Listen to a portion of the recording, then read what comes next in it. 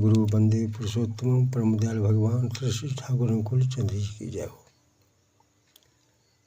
हरि ओम राधा रश्मि YouTube भक्ति channel में आप सभी भक्त गुरु भाइयों का स्वागत करते हुए आशा करता हूँ कि आप लोग स्वस्थ होंगे, सुंदर होंगे, समृद्ध होंगे।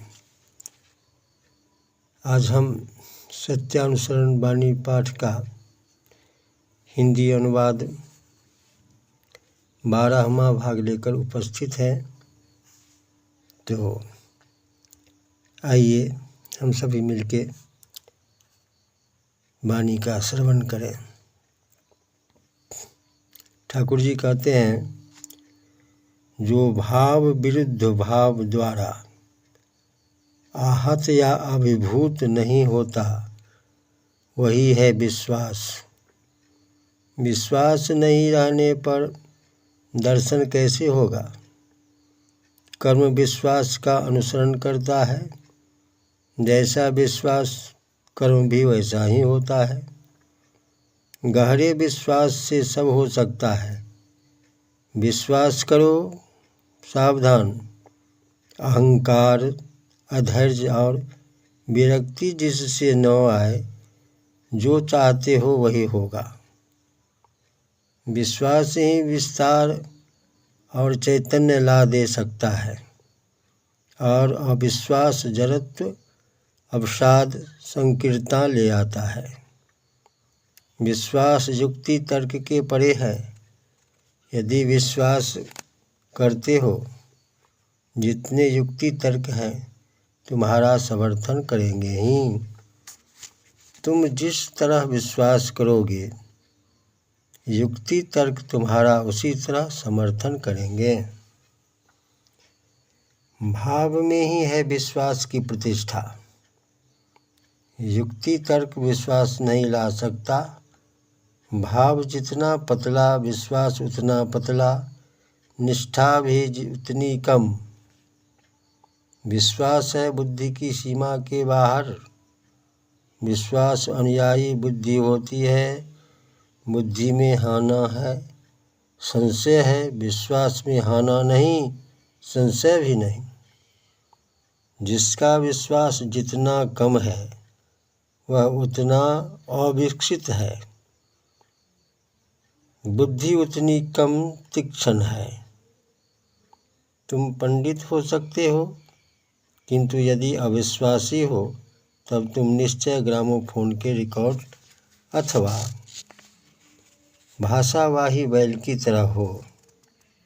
जिसका विश्वास पक्का नहीं, उसे अनुभूति नहीं, और जिसे अनुभूति नहीं वह फिर पंडित कैसा। जिसकी अनुभूति जितनी है उसका दर्शन ज्ञान भी उतना है, और ज्ञान में ही है विश्वास की दृढ़ता।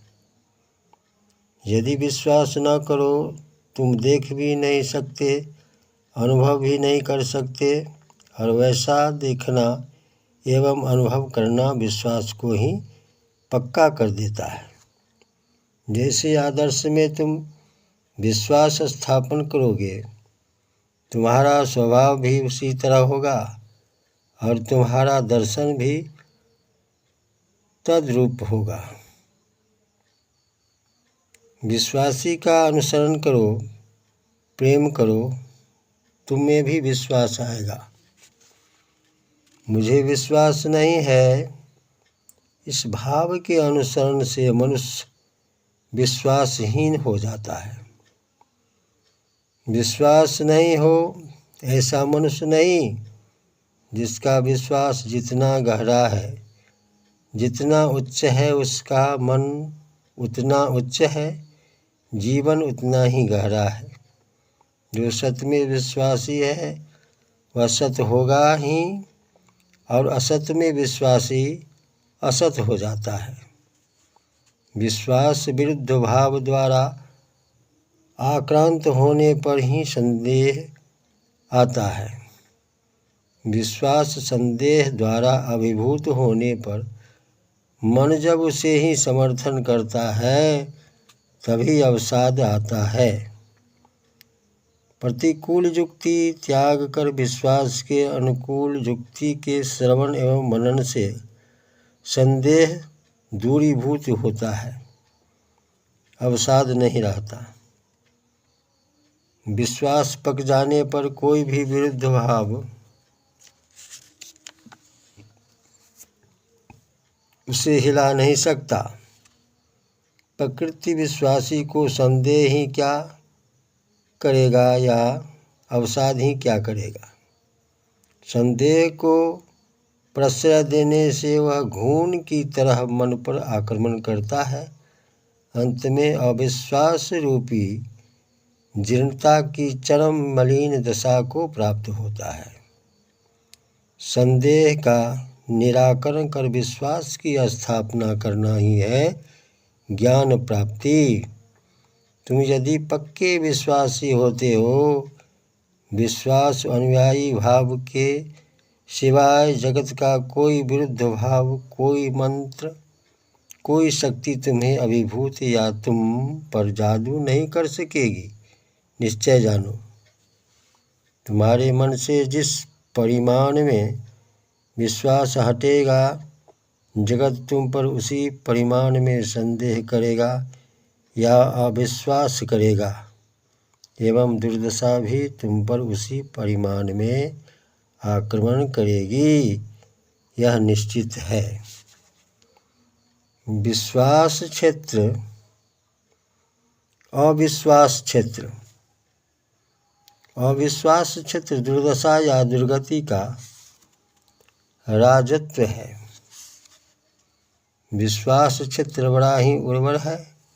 सावधान, अविश्वास रूपी जंगल झाड़ के संदेह रूपी अंकुर निकलते देखते ही तत्क्षण उसे उखाड़ फेंको, नहीं तो भक्ति रूपी अमृत वृक्ष बढ़ नहीं सकेगा। श्रद्धा और विश्वास दोनों भाई हैं, एक के आते ही दूसरा भी आता है। संदेह का निराकरण करो, विश्वास के सिंहासन पर भक्ति को बैठाओ, हृदय में धर्मराज स्थापित हो। सत्य में निर्वंचित संलग्न रहने की चेष्टा को ही भक्ति कहते हैं। भक्त ही प्रकृति ज्ञानी है। भक्ति विहीन ज्ञान वाचक ज्ञान मात्र है। तुम स्वहं ही बोलो या ब्रह्मास्म में ही बोलो, किंतु भक्ति अवलंबन करो, तभी वह भाव तुम्हें अवलंबन करेगा, नहीं तो किसी भी तरह कुछ नहीं होगा। विश्वास जैसा है भक्ति उसी तरह आएगी एवं ज्ञान भी वैसा होगा तदनुयायी।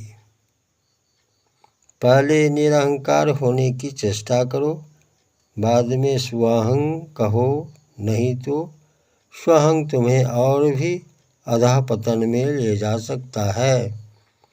तुम यदि सत्य चिंता में संयुक्त रहने की चेष्टा करते हो, तुम्हारी चिंता, आचार, व्यवहार इत्यादि उदार एवं सत्य होते रहेंगे और वे सब भक्त के लक्षण हैं।